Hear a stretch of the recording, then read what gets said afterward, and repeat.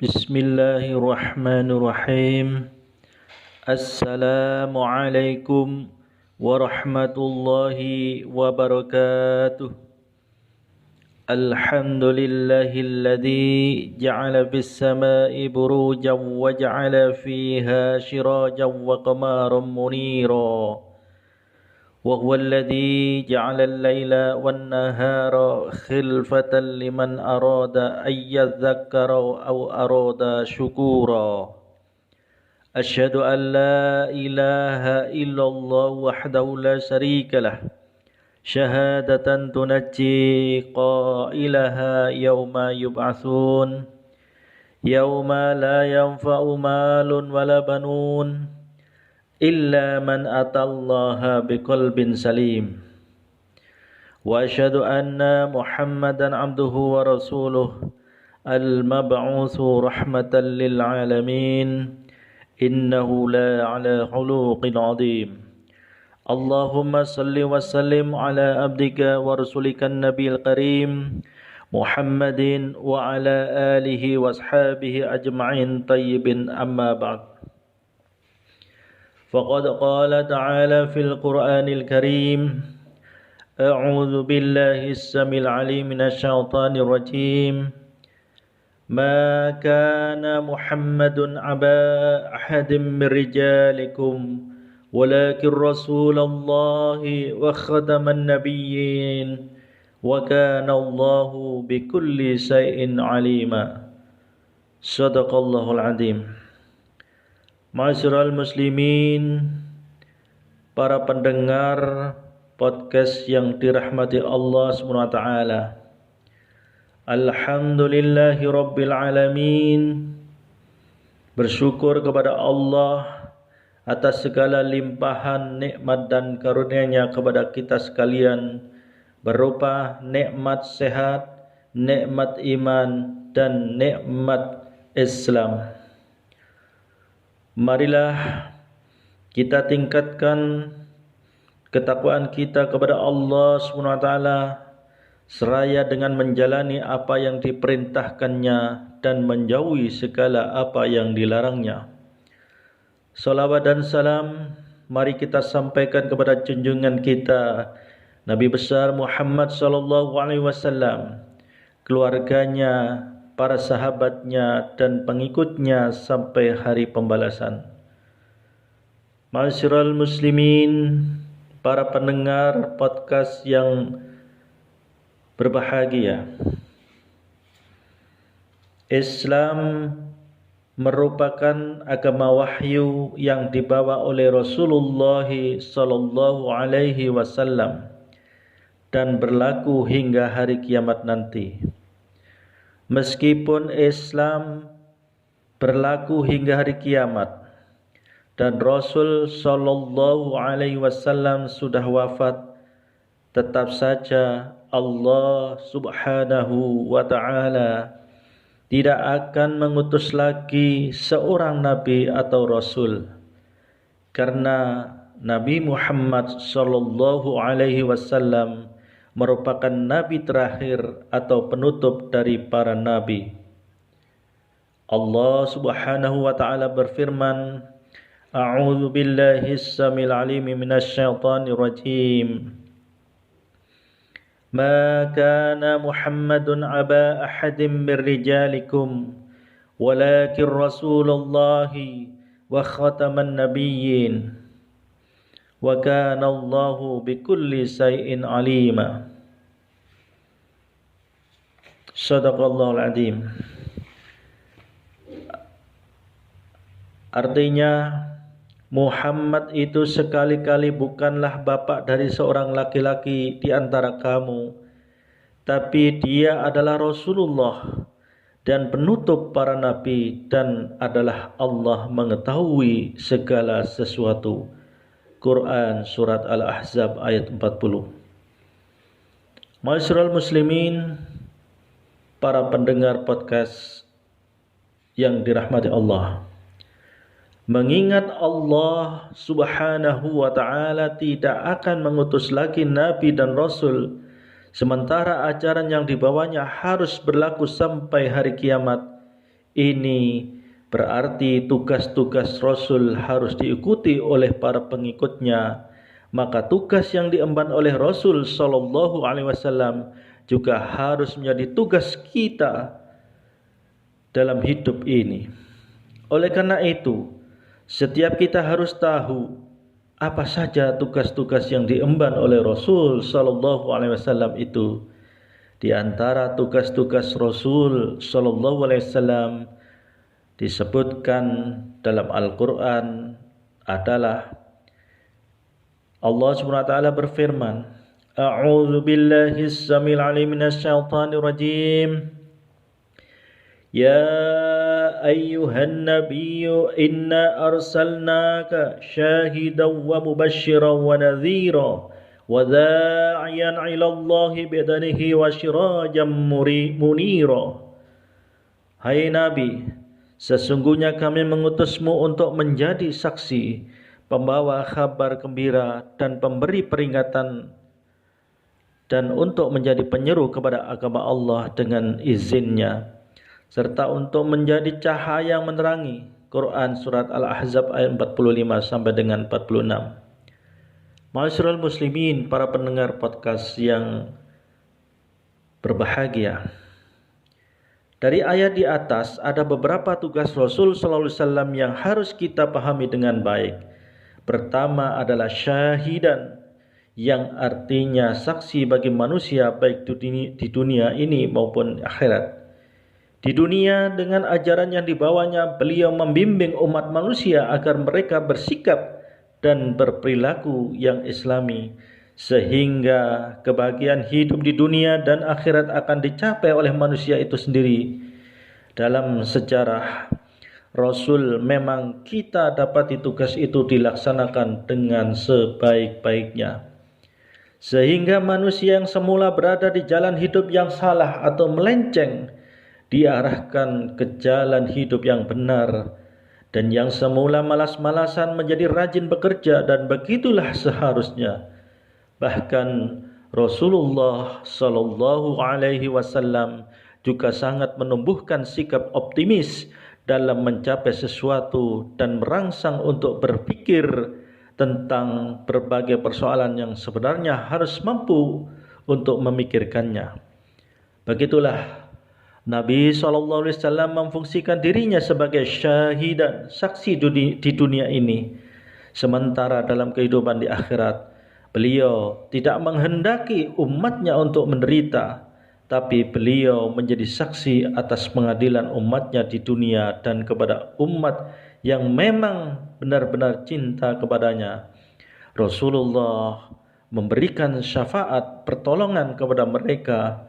Allah Subhanahu wa taala berfirman, "Wa yaqudar rasulu 'alaikum syahida." Dan Rasul itu kelak menjadi saksi untukmu. Quran Surat Al-Baqarah ayat 143.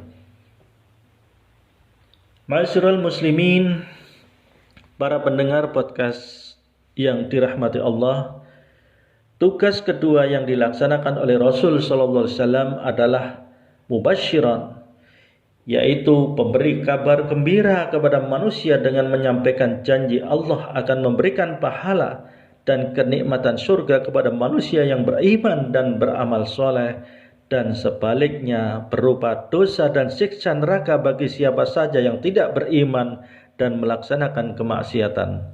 Sementara bagi manusia yang telah berdosa, Nabi sallallahu alaihi wasallam juga menyampaikan kabar gembira berupa ampunan dari Allah Subhanahu wa taala bila mereka mau bertobat dengan sebenar-benarnya, yakni taubatan nasuha. Bila ujian datang kepada manusia, Nabi menyampaikan bahwa bila mereka sabar dan istiqamah, maka Allah Subhanahu wa taala akan mengangkat derajatnya. Begitu pula seterusnya Nabi kita, Nabi sallallahu alaihi wasallam, menjalankan fungsinya sebagai mubasyiran.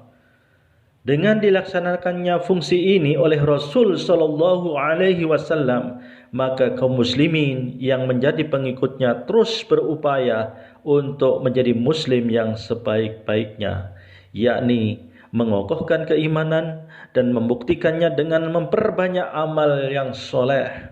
Sementara kalau ada kekeliruan yang dilakukan, seorang muslim segera untuk bertaubat atau taubatan nasuha dan tidak lagi atau tidak ingin mengulanginya lagi.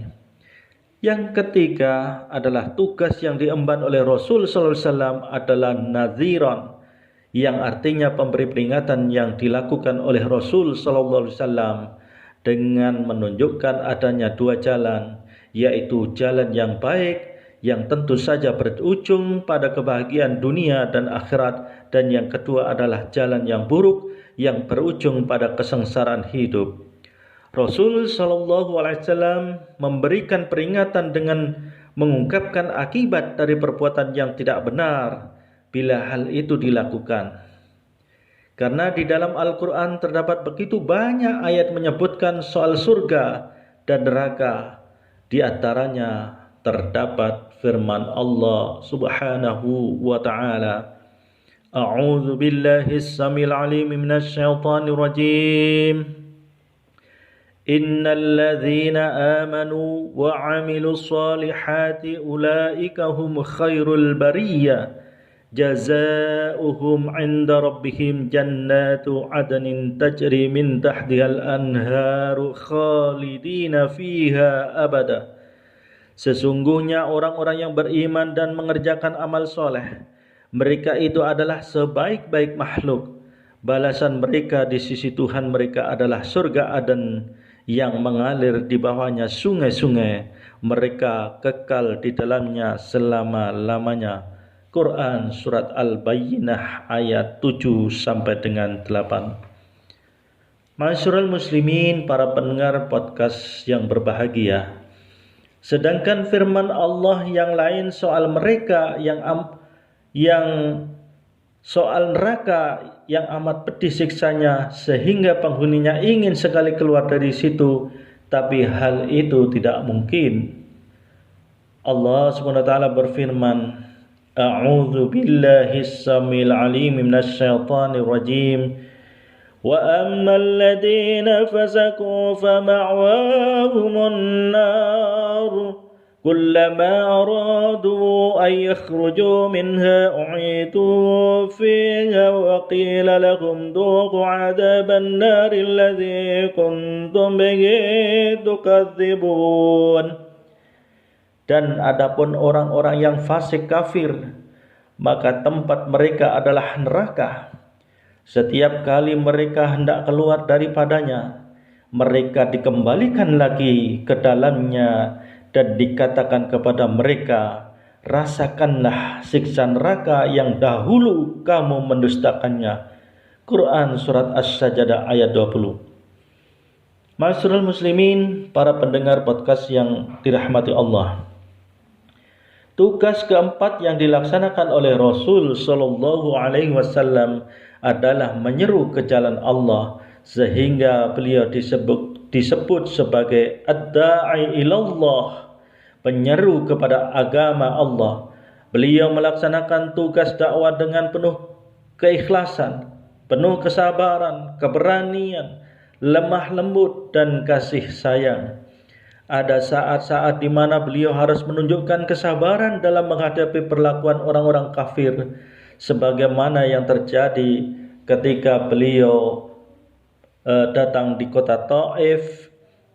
Ketika itu beliau harus menerima sambutan lemparan batu, bukan sambutan dengan senyuman, tapi sebaliknya beliau juga ada kalanya harus bersikap tegas dan keras sebagaimana yang terjadi pada perang Badar. Prinsip dakwah yang dilaksanakan oleh Rasul sallallahu alaihi wasallam terdapat dalam firman Allah, A'udzu billahi as-samil 'alim minasy syaithanir rajim. Ud'u ila sabili rabbika bil hikmati wal mau'izatil hasanati wajadilhum billati ahsan.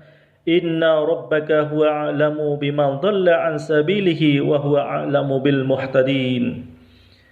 Artinya, serulah manusia kepada jalan Tuhanmu dengan hikmah dan pelajaran yang baik, dan bantahlah mereka dengan cara yang lebih baik.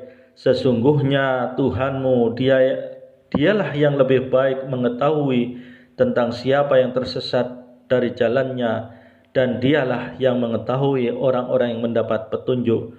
Quran Surat An-Nahl ayat 125.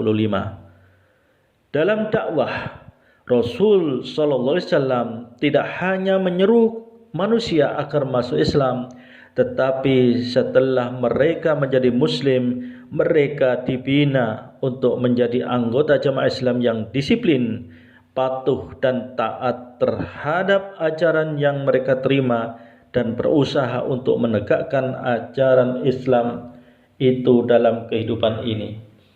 Saudara-saudaraku kaum muslimin yang dirahmati Allah, tugas Rasul yang kelima adalah menjadi sirajam munira, yang artinya cahaya yang menjadi penerang.